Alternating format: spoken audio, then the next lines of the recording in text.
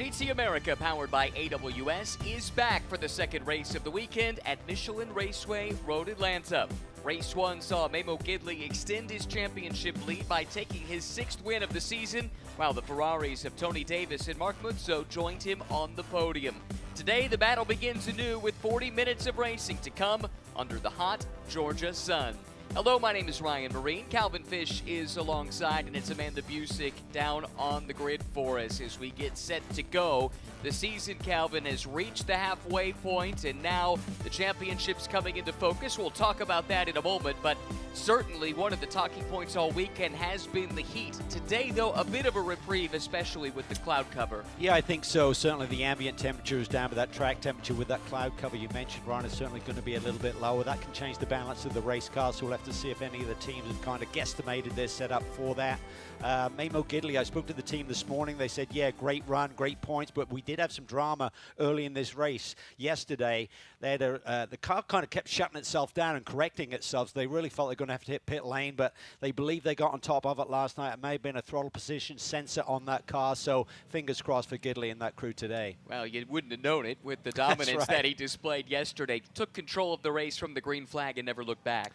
Yeah, I think he's just showcasing his experience to be able to get the car right on the edge early in the race, because the other drivers really responded. I mean, the fastest lap was only 2/10 for Tony Davis off of Gidley, who won that race. So he sits alongside him on the front row. He knows he's got pace in that Ferrari, but the start and those opening laps is so important. Kyle Washington yesterday, a disappointing 5th place result, but he did have the 3rd fastest lap of the race, and as a consequence, he will line up on the inside of row number 2. Mentioned the 3rd member of the team. Let's introduce her to you now. Amanda Busick is on the grid. Hi, Amanda. Hey guys, and happy afternoon from Road Atlanta. A busy day of racing ahead. We just had the national anthem performed. The cars are parked echelon style here as we get ready for race number 2 in GT America. It's been a big fan fest this afternoon. Ahead of that, the drivers were doing an autograph session, and in talking to Memo Gidley, Calvin, yeah, the team was dealing with some bit of a misfire happening within that Audi, and then Memo said that the race car just self-corrected itself, a self-healing race car. Imagine the concept. Moving on down, you have Tony Davis. I was talking to him about his pace yesterday. He said he really clicked into overdrive towards the end of the race. He wants to find that early in this race. He said the thing that distinguishes him as a competitor and, say, a Memo Gidley is just the experience of being able to get up to speed so quickly. I asked Tony if that was like getting heat into the tires. He said, no, it's all mental. So that's what Tony Davis will be working on here today. Kyle Washington will start from the 2nd row. It's been a busy weekend for Kyle Washington, hosting some board meetings, not only for Troy Lee Designs, but also for eBoost. So we've been seeing him run back and forth from the tower, now in his helmet in race suit. Guys, we'll also see a couple Ginettas on track today, one competing in the Cup Series, one with Lawrence back in that GT2 Ginetta. And happy to report that Craig Lumsden is back in GT4, so Jason Bell will have some competition out. That BMW all shaped up, air conditioning is fixed, and we're ready to go here at Road Atlanta. Great to hear it. Good report down there, covering quite a few of the stories that have developed over the course of the weekend. You mentioned, Amanda did, Lawrence Tomlinson in that GT2 Ginetta. Here it is, up close and personal. What a machine. It is. It's a beast, and it's really well suited to this racetrack. It doesn't have the downforce of an SRO 3 car out there, so some of the high-speed corners, the SRO 3 cars will be a little bit quicker. This certainly has great horsepower, which is going to be well suited to that back straightaway. Yeah, about 800 brake horsepower in that 6.3-liter V8 supercharged engine. And 20 years ago, of course, Lawrence Tomlinson a victor in class at the 24 Hours of Le Mans. Back to the SRO3 field. Here's a look at Joel Cortez. Had a nice battle yesterday with Kyle Washington, and they find themselves next to each other once again on the grid. Yeah, we had the 3 Porsches there really duking it out. Scott Blinder's got a little bit of work to do here today. He only qualified 6th, but he was super impressive as normal for this season with the Ruckus Racing portion. So we'll be interested to see what they can do here. Mutsu had a good run here yesterday. He's going to start from the 3rd row alongside Scott there. So Ferrari certainly have some pace around this race back, but I think Tony Davis hit the nail on the head when he spoke to Amanda and just saying, I've got to like push a little bit harder, try and match what Gidley's got in his back pocket with that experience. Well, that is to the point that Amanda brought up. That's the distinguishing factor between a lot of these drivers who are relatively new to racing at the pro level against a veteran like Memo Gidley, who has raced everything from top-level prototypes to Indy cars, now GT cars, where he's a champion as well.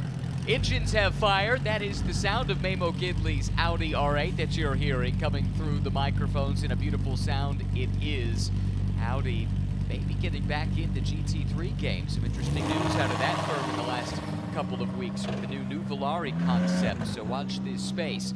But for now, we'll focus on the venerable R8 that rolls out on track first and will lead the field to the green flag.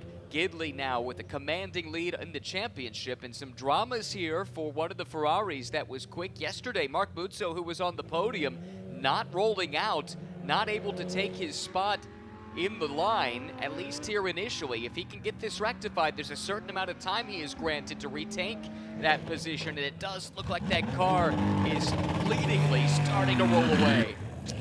Yeah, as long as you don't drop to the very end, if you're kind of in the middle of the pack here, he should be able to reassume his original grid spot. So a little bit lucky there that that Ferrari finally got some life there. He was able to select the gear and get moving before the full field had exited pit lane ahead of him.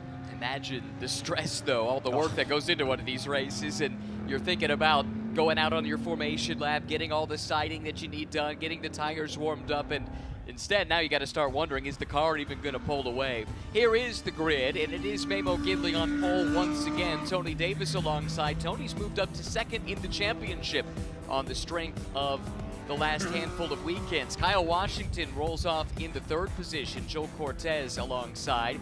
Then in the third row, it is Mark Muzzo who is retaking that grid spot. He'll start fifth next to Scott Blind in the Ruckus Racing Porsche. Fourth row, today Musial Sr. and John Manship, couple of teammates out at the Wright Motorsports stable who were fighting with one another all race long yesterday. CJ Moses and Lawrence Tomlinson will share row 5. That's an SRO 3 and GT2 car, respectively. Then the Lone Cup class entry, David Lecco and his Ginetta, and Jason Bell back in the GT4 ranks. Former champion in the series has Craig Lumsden trying to chase him down. Craig had a mechanical issue yesterday, or really an air conditioning issue, that meant he didn't take part in the bulk of the race, but sounds like that's taken care of, and consequently Jason Bell will have some competition today. Time for one last report down pit side with Amanda. Wants to show up here today, and that is Mother Nature. Take a look at these clouds behind us. I was just talking to RS1 to see if they were following the weather, and they said there could be raindrops already on the backstretch, guys. Oh boy, and you could see some Pirelli rain tires standing by just behind that pit wall. As far as the race start, it'll be Marvin Schrader, guest of Cielo Vision, set to wave the green flag to get the race underway. Right now in dry conditions, but will the weather hold? We'll find out over the next 40 minutes. Oh, Memo Gidley and Tony Davis already crowding one another, coming down the hill to turn 12. Gidley steps on the loud pedal. This time, though, Davis is able to keep pace, not too terribly far behind. Washington and Cortez doing battle for third and fourth and getting a good jump. Mark Muzzo, he's challenging for the fourth spot. That red Ferrari to the inside of the Porsche. Yeah, he may have got up and over the apex curbing there in turn 1. Now a side-by-side between Blind and Muzzo as they climb the hill into turn 3. Remember, tires not totally up to temp and got the grip, so Muzzo has to give it away. Reports of raindrops now on the front straight as well, so drivers will be tiptoeing their way around on cold tires on potentially an increasingly damp racetrack. Opening lap sees Memo Gidley controlling this race from pole position. Davis has dropped back into the clutches of Kyle Washington, who is charging up through the field. Yeah, another great start for our pole sitter there. Memo controlled it nicely. Didn't have such an extensive lead as he did yesterday going into turn 1, but nonetheless, he's comfortable. Look at him take off here. And I'll tell you what, when you're an AM-rated driver and you see those sprinkles on the windshield, that definitely gives you food for thought in terms of how committed will you be into some of these fast corners. You were taking a look at the weather forecast just a moment ago, Calvin. What does your app tell you? Well, the radar's saying maybe about 15 minutes at the end of this race, post-race, so they might be okay here, but certainly it's definitely in the area right now and threatening. How about Tomlinson moving his way up through the SRO 3 field? He's already picked up CJ Moses and John Manship. And Musial Sr. will be the next target, but it does look like that Ginetta is pretty locked in. We talked to him post-race yesterday, and he said this car is a ton of fun around this track. Yeah, Yeah, absolutely is. I'd love to get to experience that at some point. I mean, what a machine that is, and Lawrence has really learned a lot yesterday. First visit to this racetrack, he said it's awesome, and I'm sure he had a lot to think about last night at dinner. Go back to your first trip here to Road Atlanta. What stood out to you initially? The elevation change, the commitment at the high-speed stuff. I think this corner, turn 5 and turn 1, really can separate you from the pack if you're committed through there, and the car's obviously working at the same time. Well, Gidley has been committed to it. He's built a lead of 2.4 seconds in less than a lap and a half. Davis continues to run second, but he's got plenty of company. Washington, Cortez, Blind, all right there. Second, third, fourth, and fifth, effectively nose to tail. The other thing about pushing the car a little bit earlier in the race, you're going to generate that tire temp. It's not a huge issue here with the heat that we have here at Road Atlanta this weekend, but nonetheless, getting that tire into the sweet spot, if you load it, if you're really committed in those opening corners, that gives you the energy in the tire a little bit sooner, and that's how you're able to do what Memo Gidley is doing right now, leading this field. In the background, it looked like possibly Tomlinson was thinking about making another move around usual. He lets that car off the reins a little bit down the back straightaway. It's where that GT2 car with more power and less downforce, but therefore less drag than its SRO3 counterparts, will really excel. You could actually see Tomlinson when he turned into turn 12 there, had a little correction almost. Again, that GT2 car does not have the downforce of the machinery we're looking at right now. That was the sight and the sound of second, third, fourth, and fifth coming through the shot. Tony Davis dropping a little further behind Memo Gidley, who's just turned in the fastest lap of the race and is starting to move that bar a little bit further now, resetting the best first sector of the race this lap. About a second off of what he ran in the race here yesterday, but certainly Tony Davis has got his hands full. Spoke to Kyle Washington about an hour ago. He said this heat is extreme. Even in the 40-minute race that I had here yesterday with GT America, he said that was a big challenge. He's got to do this race, a short break, and then he's jumping on board that GT World Challenge America entry with Tom Sargent. Busy guy as ever. Kyle Washington taking as many opportunities to get on the racetrack this weekend as he can. There is Tomlinson going around the Porsche of Musial, so moving that GT2 car up into the 7th overall position, and that car actually is the fastest through Sector 2, which is maybe a bit unsurprising. That is a part of the track that has a long full throttle section. That's where that car should excel. Yeah, you just got to deal with turn 6 and turn 7. It's relatively low speed, so that's not so much a downforce corner in 7. You lose a little bit through turn 6, but obviously that horsepower is kicking into play there. Tomlinson's next target will be Mutzo, who was on the overall podium yesterday. Didn't get the best ultimate lap time, though, in race number 1, and it's the fastest lap of race 1 that set the grid for race 2 here today. This is a great little pack we're looking at here. You got those 3 Porsches running line astern once again like we saw yesterday. Blind, looking, probing. As we've mentioned, he's so consistent. He's such a great race car driver. I really feel if he can just ramp up that aggression level just a little bit, to maybe make up a few more positions in race. He was at the top of his game a year ago in Porsche single make racing, 4 championships to his name, but making the big step to GT3. And so far, to your point, pace has not been the issue. He's been plenty fast, but it's learning how to work with this car in traffic, dealing with dirty air, which is not something you have to contend with as much at the single make level, and also just the elevated level of competition when you step up to a series like GT America. And he's got great racecraft. We saw him go side by side with distant challenges down through that chicane that they just went through, so he's totally got his racecraft in check. It's just, move that break point a little bit deeper and get a bit more aggression, but I think it's a step at a time. I love his progress this year. Great to see him as part of our championship here on a full-time basis. From the outskirts of St. Louis, Missouri, Fenton, Missouri to be specific, Scott Blind got into motorsports, always was a fan, but spent a lot of time supporting young race car drivers from the St. Louis area, including Spike Kohlbecker, who's racing here this weekend in Toyota GR Cup, got a win yesterday, is on pace to shatter the wins record all-time and also single season if he can continue on the pace he's on right now. I know Scott takes a lot of pride in seeing what Spike has been able to do, and the reverse is true as well. Scott didn't get into this thinking he would be a driver himself, but actually attending one of Spike's races, he realized there were older people like himself that were going racing in Porsches, and that kind of was the inspiration for him to pursue this path. His eyes were open, and boy, has he done a great job here over the last few years of learning his craft, and certainly enjoys his racing. Really nice man, and he's got a great group around him with the likes of Mike Johnson and Andrew Davis, who is coaching him. Mike's doing the strategy on the team and everything. Not there's a lot of strategy in these 40-minute sprints, but just kind of steering the ship and make sure all of the things are taken care of. As part of that story, I think Amanda has tracked down a special guest. Yes, I have, and just by chance, you guys talk about Scott Blind. I've been talking to Todd Kohlbecker as we get set for the GR Cup race later with Spike leading the championship points. But what has Scott Blind done to your son's career? Well, I think to have someone like Scott that believes in your kid in lots of different ways is important.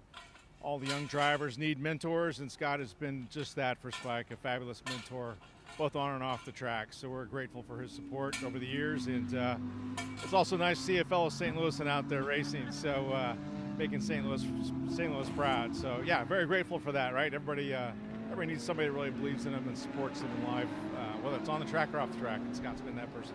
Good luck to you guys today. Appreciate If you're ever looking for Todd, he's normally pacing around this racetrack somewhere, can't sit still watching his son race, and when podiums happen, he goes to the very opposite corner and watches on.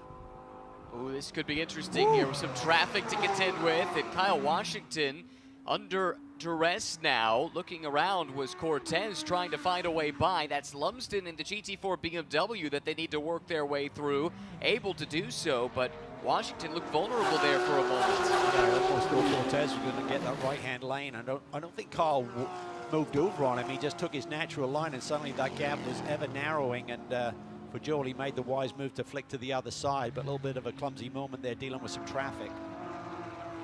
Watching Tomlinson continue to run lap times that would put him, as you can see, right in the middle of the SRO 3 field. His best lap, a 1:23.5.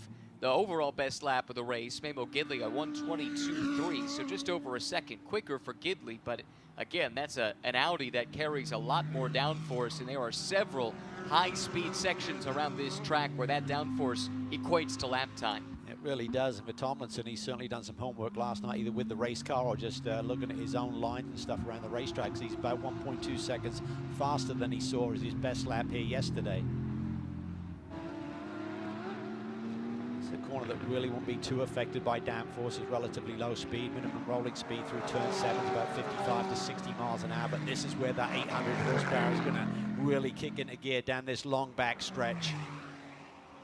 Maybe close enough to Woodso to start sniffing a toe as well, increasing that top speed even further. GT3 top speeds here, Cal?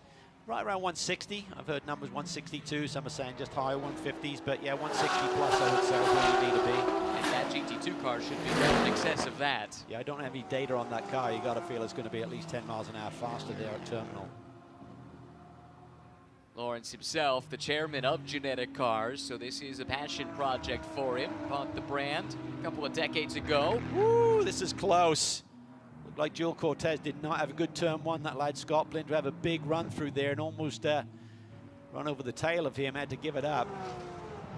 Interesting ebb and flow to this battle. Washington moments ago was falling into the clutches of Cortez, who then suddenly found himself under attack from Blind, and Musso as well still very much in contention. Tony Davis has more or less left this battle pack, though. Davis starting to extend that advantage over Washington. It's nearly 3 seconds at the moment, and all of this is happening well behind the race leader, Memo Gidley, who is some 6.5 seconds clear of any other car. Yeah, and he just established a new fastest lap of the race. Gidley did at 122.3. Davis's last lap was a 123.3, so that's still a big margin and gap that Gidley has right now. Watching the Ferrari of Musso. Remember, this race started in less than ideal circumstances. That car was reticent to get off the grid.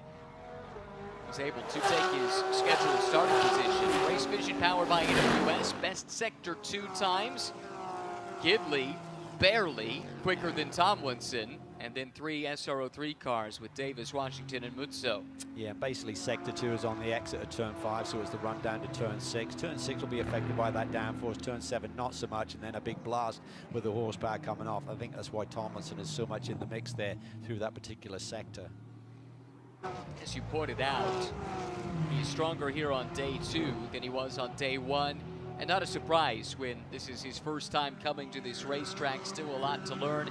Team also is new to running this Ginetta. It's the Dollarhide Racing team that we'll see running in GT World Challenge America with their Ford Mustang. But this program started back at Sebring, the last race on the calendar prior to this one. And team driver alike still getting to grips with the car and the track.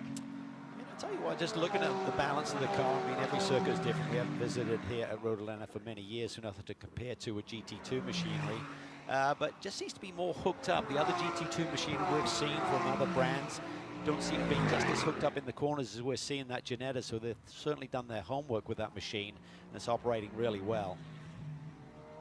Here comes Washington up to the top of the hill, and now that big plunge down once again into the valley once more. That is the front straightaway. Pit lanes on either side. The GT America teams are all paddocked on the infield and therefore use that infield pit lane. Look in the center of the screen. Tom Sargent, we'll see him in action later on today. One of the stars of SRO America so far this year. Looked like he's about 15 sitting there, No, didn't he? he Got is about not. 3% body fat. I mean, he's Yeah. more meat on the Q-tips in my bathroom, I think. You can't question his pace, though.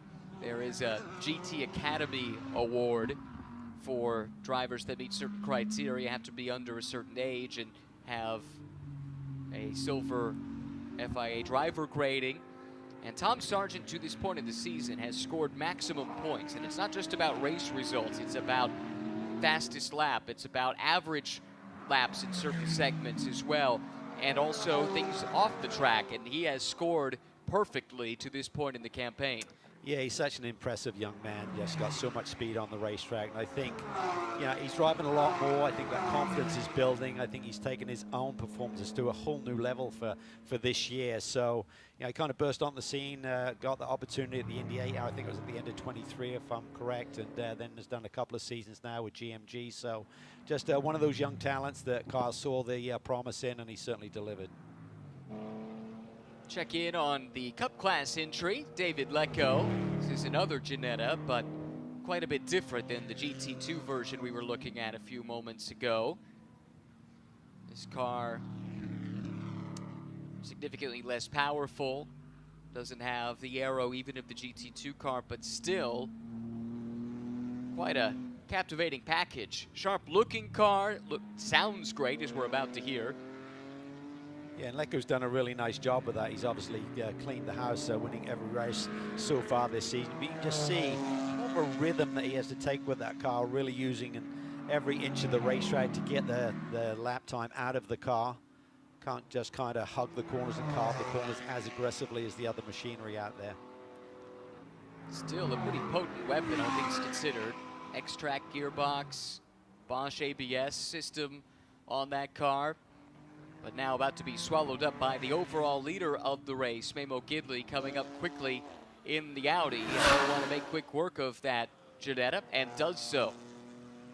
Yeah, catches him at the right spot. No drama there for Memo. His gap at the front now is almost 9 seconds. So he's really just almost more dominating than he was yesterday. So whatever Tony Davis was thinking about overnight, if I can get around Gidley or just have a really strong opening couple of laps, you could throw that out the window now. Gidley is absolutely controlling this motor race. We were talking a little bit about Kyle Washington and his coach Tom Sargent a few moments ago. Amanda has caught up with the Rapid Antipodean.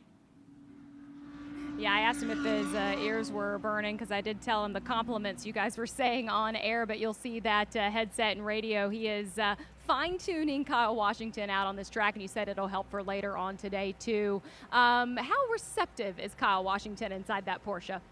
I mean, he hasn't replied to anything I've said, but I can see he's implementing on the track in the data and the footage, so it's been good. He just set his fastest lap of the race by quite a bit. So that's nice. So it's working, and like you mentioned, it's only going to help for this afternoon's GT World Challenge race. As you assess that race this afternoon, the time that you guys have already had at Road Atlanta, how prepared are you guys? Yeah, this is obviously a new track for the series, right, for a few years. So we've never been here before, so it's a big ask for us as a team to turn up. But we did really well in qualifying yesterday, and I think we're going to be in a good position for today's race. Who knows, the weather's looking a little bit touch and go, so maybe that'll fall our way, but we'll find out. As you guys know, there are drivers that use this series to get extra lap times here, Kyle Washington being one of those, and normally we see Craig Lumsden doing the same thing. Yeah, that's right. Typically, we see the Lumsden clan across multiple championships.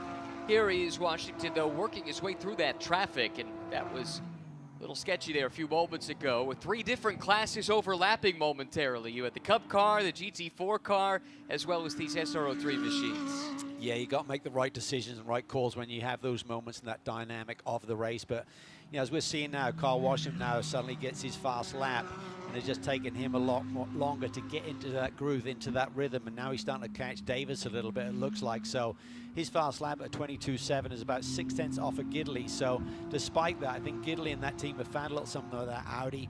Maybe that slight misfire that they had was compromising their speed a little bit yesterday. If they fix that, he's on full power and full form, and just demonstrating to the rest of this field he's going to be tough to beat in this championship.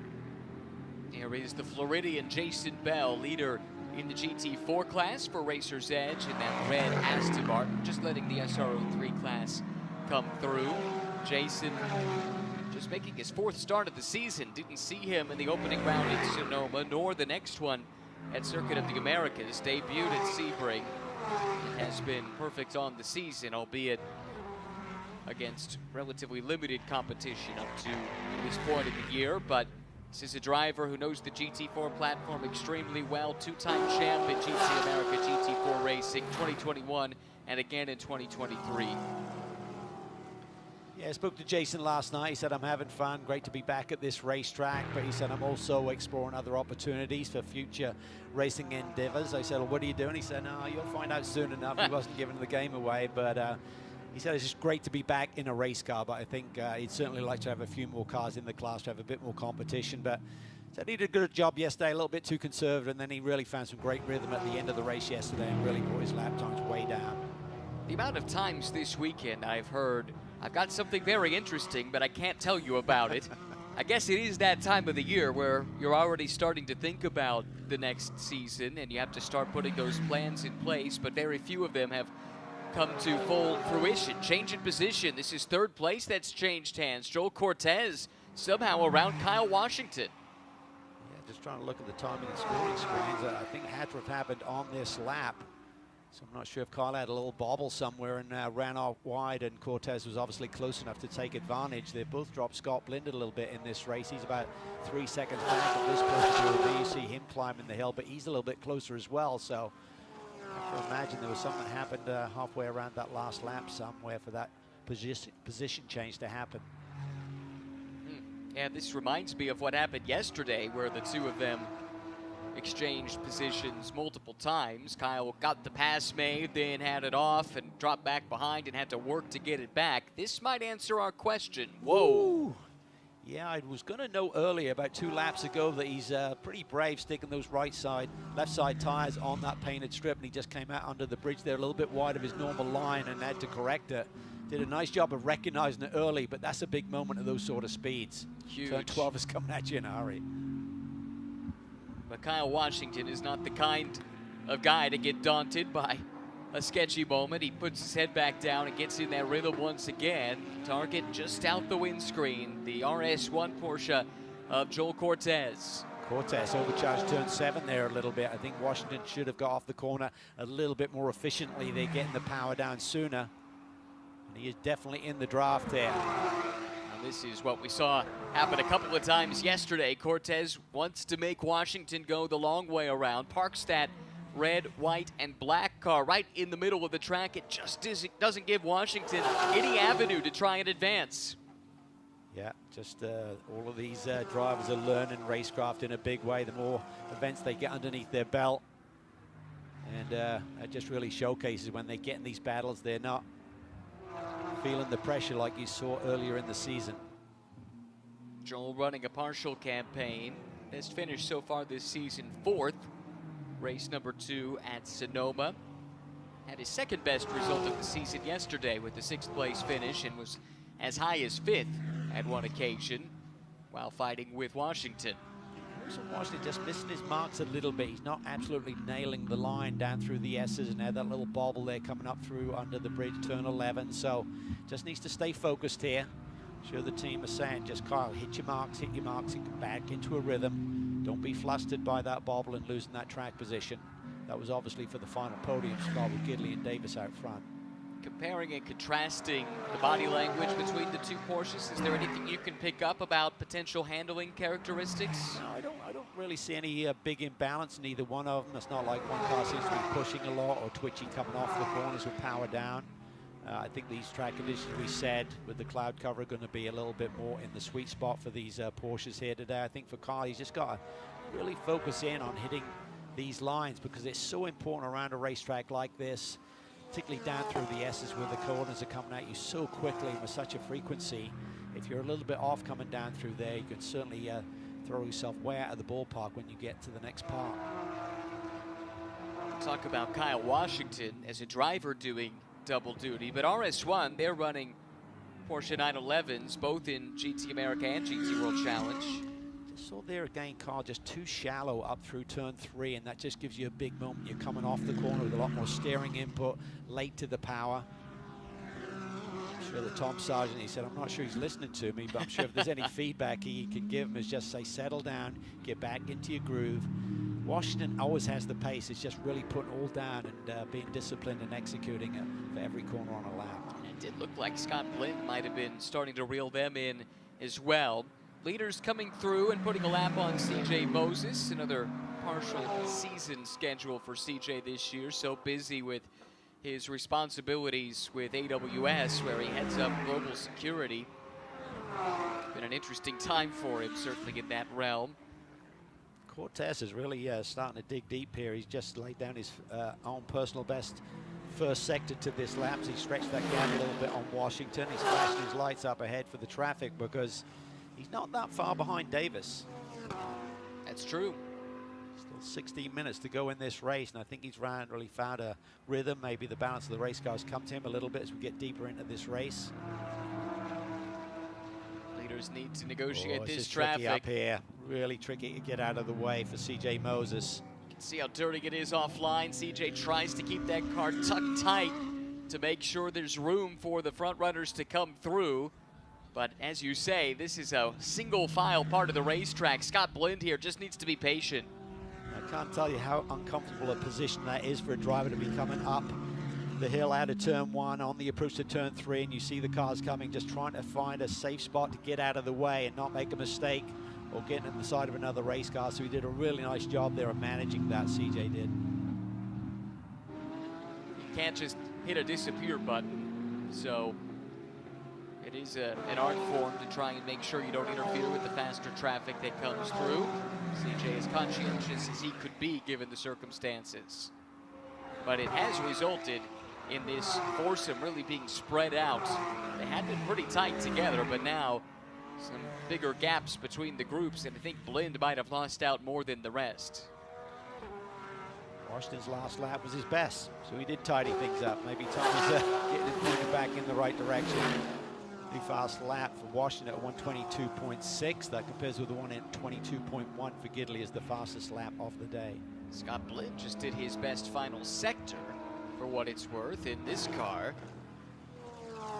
He's right there in the ballpark too. It's amazing how close that group we've been watching is in terms of their ultimate pace, all within a couple of tenths of one another. We need to do a fan survey on the favorite livery of the year, because certainly these teams and drivers have been working hard to come up with some really extraordinary color schemes and ideas. Do you have a favorite? I like this one. I like the Joker. Dave Musial Sr., he's run with some version of this on his race car pretty frequently in the time that I've spent covering him back in Porsche Sprint Challenge. He's also done a lot of Ferrari Challenge racing and made his 24 Hours of Daytona debut earlier this year with his son, also named Dave, and Ryan Yardley, who will be racing with Dave 2.0, as he likes to be known, Dave Jr. in the race coming up later on this afternoon for GT World Challenge America. The one you notice the most is Scott Blinn. Yeah. Highlighter yellow on the Ruckus Racing Porsche. Scott has said the genesis of the name is he used to cause a ruckus or something to that effect when he was a younger man, and still doing so with bright color schemes on the car. This is the alternate approach, more subtle to say the least, but actually if you get up close and personal, as we talked about yesterday, John Manship in this carbon gray machine, it's a wrap, but it looks like it's just bare carbon, and it's pretty slick. Oh, he's beautiful, really stealth. There's those bright orange-red highlights, but yeah, the car is superb when you see it close up. Canadian driver who finished 7th yesterday, best result of the season for John. Tomlinson taking the shortcut through there on the exit of turn 3. Looked like someone was using the alternate circuit there momentarily. I didn't catch it, so I'll defer to you. Back up front we go. Checking in on Scott Blend with Mark Mutso in tow. Podium finish for Mark just yesterday. Goes to show how important starting position is at this track. He had good starting track position yesterday, didn't today, and hasn't been able to progress. Yeah, I mean, just the field is deep, and you're just talking about half a tenth here and there in terms of fast laps yesterday, but just puts you on the back foot, and the drivers aren't making many mistakes, so it's hard to push your way forward. Interesting comparison here of the Cup Class Ginetta up against a GT4 Aston Martin. Doesn't look like there's too much to pick between the two, at least through this section. Yeah, Leco's fastest lap is about 7/10 up on Jason Bell, so he wants some competition. Maybe not in class, but he's got someone to chase. Jason cut very much out of that Kyle Washington mold where he loves a fight. If he can get stuck in, he will. Even if it is a car in a different class here, imagine these two can have some fun racing with one another. Absolutely. See how they compare down this long back stretch. Jason's coming back at him a little bit, has a little bit more horsepower to play with. It's about 390 horsepower in that Ginetta. Not sure where the Aston would be, and a lot of that depends on BOP in a class like GT4. But probably not a huge difference between the two. I would think low fours for a GT4 car these days. Both powered by V8s. It's a naturally aspirated V8 in the Ginetta, twin turbo V8 in the Aston. Still with 10 minutes to run here. Gidley continues to lead up front, now to the tune of 6.8 seconds. So that gap has decreased here as Gidley, we assume, is managing things. He's now running lap times about 1.5 seconds off his best of the day. So I'm not sure if that was traffic related or whether he's just making sure if there's a reset with a late race caution that he's got some tires to play with. Has to be on the back of your mind, right? Yeah, you want to go out there and press and kind of sweep the table in terms of that fast lap. Is so important on day one, right? Race one to get that grid position for race two, but nonetheless, you love to tick every single box, and Maimo's certainly done that. This will be his 7th win if he brings it home on an 8-race season so far. I think a lot of extenders they run right now is points lead up to 75 points, which is 3 race victories. Right. With 150 points left on the table with 6 races over 3 events left to run. Not just the 7th win of the season, it would also be his 3rd sweep of a weekend in a season. And I'm reliably told that no one has swept more than 4 weekends in a GT America season in its relatively brief history. George Kurtz did that on 4 occasions a few years ago, back in 2022. Gidley could be inching in on a little bit more history. Also, the record for most wins in a season is 10. Also George Kurtz in 2022, so Gidley would have that target to chase, even as he inches closer to potentially clinching a title quite early in the season. Yeah, and you always felt for the Ski Autosports team coming to their home turf, even though I haven't tested with the Audi here this year, they have a great notebook to work from. They've run many cars over the years. The group has Rosella, the engineer, for a great team manager there. So You always felt they were going to be strong here, but you got to get to the racetrack, you got to sort the car out, you got to make the right decisions, and I think there's such great chemistry between Rosella, the engineer there, and Mamo as the driver in terms of the feedback he can give you, and just keep pushing forward. They don't always start the weekend off with blistering times. I think they do a lot of running on old tires to make sure they've got a good setup for race conditions, but then suddenly when it's time, when it counts in qualifying, he just steps up to the plate. Here's Craig Lumsden, current championship leader in GT4, is the only driver that's done every race so far this season. Driving in what is effectively his son's chassis. So his son Zach and Chris Wilson, they contest the 2-driver GT4 America series. Had a couple good results this year. Craig's normal GT America car is at Pikes Peak, getting ready for Zach to do the hill climb. I believe that's next weekend, the race to the clouds. It is very much in the family's backyard. I think they live within easy driving distance of Pikes Peak. Oh! Tomlinson with a spin. That's right in front of Musial and Manship. Both are able to get through. Boy, that snapped on him really, really quickly. Fortunately, he wasn't too far into that gravel trap with the rear-wheel drive car, of course, to be able to extricate himself. So, quick spin, no damage. Should be just kept on the brake pedal a little bit too long and it just over-rotated on him. But definitely, that was sudden. All that experience coming to his benefit there, able to get the car righted and rejoined. Did lose a couple of overall positions. He had been running as high as 7th overall, now drops down to 9th. Here's the leader, though, Mamo Gidley. Ski Autosports Audi. It's a 7.1 second lead. Home race for the team, as Calvin mentioned, and Amanda has caught up with one of the team owners, Melissa Hussey. Yeah, I was telling her about the broadcast and you guys talking about Ski Autosports as well as all the things that are happening for Mamo Gidley this season. But it's been a monumental season for you guys too, Melissa. We show up at Sonoma. You guys sweep the weekend for the first time in team history now at the home race. I know Kent's hanging out in the air conditioning over at the Paddock Club, so hey, Kent. But the ride that you guys are on, how fulfilling is this for the venture? It really is fulfilling for us. We started this process, about 5 years ago with Andy Program, and never really thought we would be able to compete like this. And having Mamo and an amazing team around us, I mean, Rosella and Phil and the whole group, we couldn't do without them. They get all the credit. We're just in the background writing the checks. Well, we know they're enjoying the ride, and it's a birthday weekend for Rosella, so she was happy to see that win yesterday. But who is this? Oh, that's the centimeter himself. Look at that. Calvin, that's a throwback. It is. Took my daughter Livy down and did a little walk around the paddock this morning, and Phil Creighton said, oh, we must get something out of the truck for you to see. Yeah, they keep that on standby for us just in case we need it to spice up an afternoon. So I was around. I don't think I'm ever going to live it down. And what's the backstory? Why are you so dapperly dressed? Well, I used to run for a karting team called the Hermitite Zip Team, and the boss there, who was really a pioneer of kart racing globally, decided that we should wear cowboy hats for some promotional idea. And you can see from the look on my face there, I was less than impressed.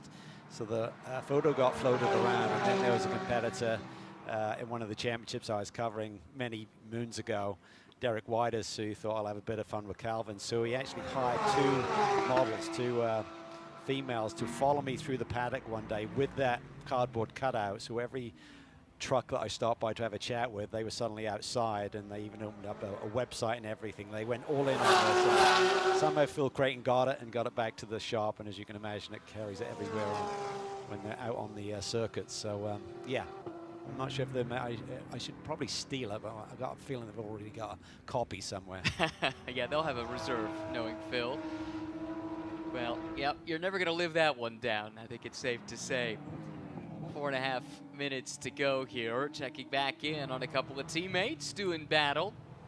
It is Dave Musial Sr. in the Joker-inspired purple, black, and green car. And just behind, the carbon with red accents, number 216 of John Manship, both from Wright Motorsports. Yeah, great inter-team battle here between Musial Sr. and Manship. Their fastest laps are just a few hundredths apart from one another, so this is great little spirited fight here.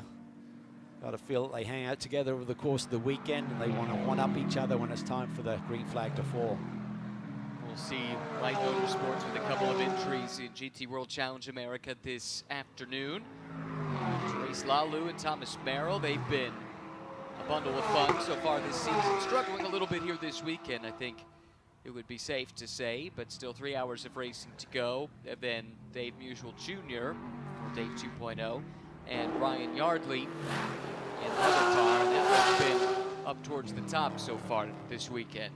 Musial really pushing on the entry there to 10A. He's right on it right now. Look how close he gets there to that traffic of Jason Bell down the front straightaway. So he is definitely up on the wheel. And again, they're kind of mid-pack right now, but still running really competitive lap times in the low to mid 23 range, with the fastest lap just being a low 22. So that's really respectable. And compared to even Tony Davis in second, they're within 3/4 of a second of what Tony's best time has been. Little traffic to negotiate here with just under 3 minutes left. Lecco will see them coming. Yeah, and I think if they learn a little bit more this year and find that little bit extra pace, suddenly we're going to see them knocking on the door of the likes of Washington and Cortez and Blinn, some of the other Porsche runners in this field. We have seen that in the case of Musial, at least. He was on the podium in just his second start in the series back at Sonoma, race number 2. Oh, here we go. Cortez has caught Davis here. Just over 2 minutes to go. Couple of laps. White flag next time by. Is Davis in trouble? Has the car gone away on him? We saw Cortez, once he cleared Washington, he's really eating into that gap. We saw him flashing his lights coming through traffic, but this is really tight here with a lap and a half to go. Cortez has one career podium, but it's been since last September, the Barber Motorsports Park round, race number 2. He finished 3rd. Best finish so far this season is 4th. He's running 3rd at the moment. Could he make it a second place result? If he were able to get around Davis, this could be his best career finish in GT America. Yeah, and it's really getting a compression here. I think his pace is kind of now back Cortez up a little bit, and Washington is feeling it as well. He can definitely think about a podium run here. This is position 2, 3, and 4. Like Cortez got a decent run there out of 7. He's closing in on that Ferrari 296, the Linden-sponsored machine with the white paint scheme with the red stripe down the center. Here they come down the hill, looking at Washington flashing those headlights. He took a peek inside, then to the outside, got off out in the loose stuff, but did a good job to gather it back in. It'll be a white flag this time by for this trio that's fighting for 2nd, 3rd, and 4th. Yeah, Washington on the attack. As you said, he overcommitted there to the entry at 10A, cost him a little bit, but he's got back on the wheel here. See if he can close in on this gap. I haven't really seen the Ferrari particularly struggle in any corner. There you see Washington really whistling through turn 1. Total commitment there. Full send from Kyle Washington. This is 5.5 seconds now behind race leader Memo Gidley. Still, the minor spots on the podium up for grabs. Looked like Davis got a decent run down the hill, and suddenly Cortez might have to think about playing a little bit of defense now. Talk about the difference between 1st and 2nd, but there's a big difference between 3rd and 4th, spraying the champagne or just watching the others do it. Washington right on the tail of Cortez. Cortez gets defensive. This could give Davis a little bit of a breather here. Looks like he does have that reprieve, Cal. There goes Gidley through the bottom of the shot. That's the race leader. Then Davis fighting for all he's worth, trying to hold on to 2nd place. Cortez and Washington also in the picture. One good passing opportunity still to come. It's at the end of this straightaway. Yeah, Washington right under the tail of that Porsche. Does he send it here down into the brake zone for 10? Cortez, middle of the road. Washington on the rubbered in line. Can he do the crossover here? No, couldn't quite gather it up. And he'll have to settle back in line. At the front of the field, Memo Gidley for the 7th time this season, victorious in GT America, powered by AWS. Tony Davis holds on for a hard-fought 2nd place, and Joel Cortez secures his first podium of 2026. Now these two teammates, they're not done yet either. Musial out in front, Manship behind.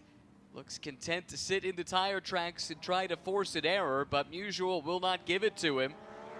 These two have been locked together all weekend long, but the bragging rights today, as they did a day ago, will go to Dave Musial Sr., who crosses the line in 7th, Manship down in 8th.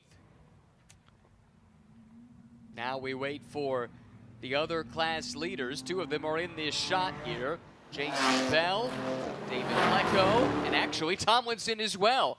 All running together. These are your GT2, SRO3, and GT4 class winners, all in the same shot. Oh, that was pretty tight there at the bottom of the hill, but everyone able to see the checkered flag safely. It's a win for Tomlinson, Bell, and Lecco. And everyone has seen the checkered flag. So 40 more minutes of the season gone, and Memo Gidley will celebrate once again.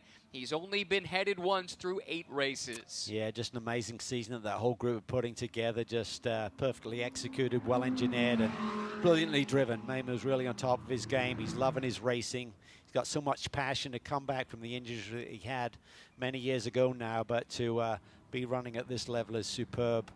And I think for Jason Bell, he really enjoyed that little battle there with Lecco and coming out on top, even though it was a different class car. And Lecco did too.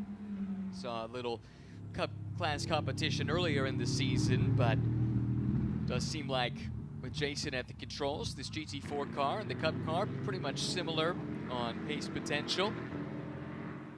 Good to have Jason back.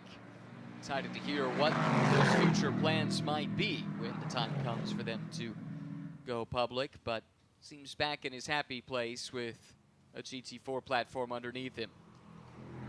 And for Tomlinson too, yes, he was the only GT2 class entry, but what a fun weekend coming. Checking a new track off the bucket list. He's been doing this for a little while. There can't be too many he's not been to yet, at least of any significance, like a place like this. But by all accounts, just a lot of fun driving that GT2 car around Road Atlanta. Race 2 complete. And here's how they finished. Memo Gidley's lead did come down to under 5 seconds, but he was managing the situation without a doubt, coming to the checkered flag. Davis holds on for second place despite a furious charge in the last few laps from Joel Cortez and Kyle Washington for that matter. Scott Blend, a 5th place result. Mutso couldn't pack up a podium run yesterday, finishes in 6th here today. Then Musial and Manship, who were separated by 0.3 of a second at the checkered flag. Tomlinson, Moses, Bell, Lecco, and Lumsden, the 13 cars that started all able to get to the finish today. Good to see no attrition here in race 2, although I suppose if you are going to have a problem, this would be the time in the season to have it, because coming up next is a lengthy month-and-a-half break until the next race on the calendar at Road America. Memo Gidley's out of the car, and he's found Amanda rather than Amanda finding him. And I love because the team radioed him and said, please get that helmet off TV, wants to interview you. And 7 wins on the season already, Memo, but this one's a little extra special being in the backyard of the Hussies. Working alongside them, what has this meant to your career at this point? It's unbelievable. I mean, we're all thankful for opportunities, and who knows what I would have been doing. Kent and Melissa, I mean, the team is just so superb. It's definitely one of the best teams I've ever been with, bar none. Everybody gets it done, and they're just so grateful to be here, and I'm so grateful to be here. A lot of fans, a lot of followers. Thank you very much, Ski Auto Sports. 7 wins on the season. The guys were telling me a stat on the broadcast, or I heard it, saying that George Kurtz has 10 wins in a season. Are these things you think about? You know, I don't. I go one race at a time, but, you know, like, someone's got to win, and I just really appreciate being in the position where we're winning a lot of races. It'd be awesome to beat George Kurtz because he was a, you know, a great driver, still is a great driver. And but one race at a time. Let's see what we can do with this rowdy Audi. And a great driver that won the mall today, guys. Yeah, I was about to bring that up. Won his Class LMP2 Pro-Am earlier today. Congratulations to Memo Gidley and the whole Ski Auto Sports team. Let's look back on race number 2 here this weekend. Kyle Washington locked and loaded, ready to go.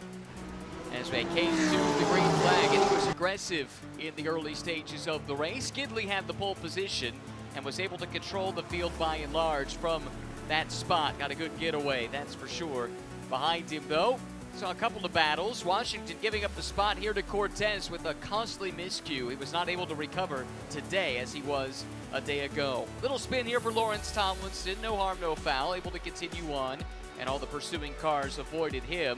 Gidley, though, saw the checkered flag first. 7th win on the season and his 3rd weekend sweep of 2026.